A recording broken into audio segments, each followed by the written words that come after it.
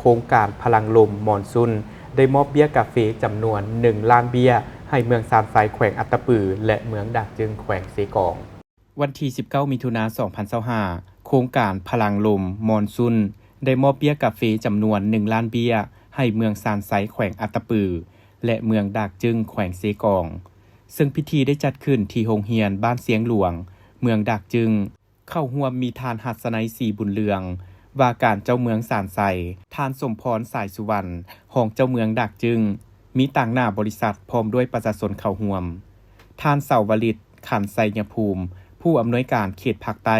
คณะบริหารงานโครงการพลังลมมอนซุนวินฟาวเวอร์ได้มีคำเห็นว่าเบี้ยกาแฟจำนวน1ล้านเบี้ยที่ทางบริษัทได้มอบให้เมืองซานไซและเมืองดากจึงเทื่อนี้ก็เพื่อเป็นการส่งเสริมการปลูกการดูแลการถ่ายทอดเทคนิคความรู้การผลิตกาแฟที่มีคุณภาพครบวงจรให้กับชาวกสิกรรวมทั้งการเข้าถึงกาแฟพันธุ์ที่ดีการผลิตฝุ่นบ่มชีวภาพการตัดแต่งกิ่งและการให้น้ำที่เหมาะสมโดยเฉพาะแมนให้ผลผลิตได้หลายกว่า1กิโลกรัมต่อต้นต่อฤดูเก็บเกี่ยวนอกนี้ทางโครงการได้ส่งเสริมการปกปักรักษาสิ่งแวดล้อมโดยสร้างสวนกาแฟแบบยืนยงให้ลดพรการจุดป่าเพื่อเฮ็ดให้หมุนเวียนอีกอย่างหนึ่งแม่นการปรับปรุงชีวิตการเป็นอยู่ของประชาชนให้ดีขึ้นด้วยการใส่พื้นที่น้อยลงผลผลิตได้หลายขึ้นราคาสูงขึ้นผลกระทบต่อสิ่งแวดล้อมน้อยที่สุด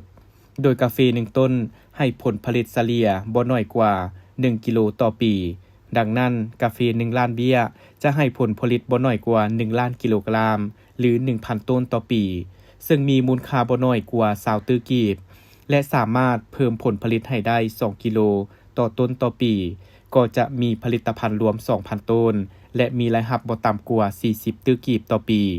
ถือเป็นการเพิ่มรายรับโดยบ่จำเป็นต้องขยายเนื้อที่ปลูกฝังการมอบรับเบี้ยกาแฟ1ล้านเบี้ยให้2เมืองครั้งนี้มี23บ้านในนี้เมืองดากจึง18บ้านและอยู่เมืองซานไซ5บ้านรวมทั้ง2เมืองมี165ครอบครัวในพิธีได้จัดหลายกิจกรรมเป็นต้นการแข่งขันกีฬาพื้นเมืองหายเบ้าเบี้ยกาแฟสมบูรณ์กิจกรรมกวดพญาจายายิงหน้าเก็กเพื่อเปิดขบวนการมอบรับเบี้ยกาแฟ1ล้านเบี้ยพิธีปล่อยขบวนรถขนเบี้ยกาแฟและเบี้ยปลูกกาแฟร่วมกันเพื่อเป็นสิริมงคล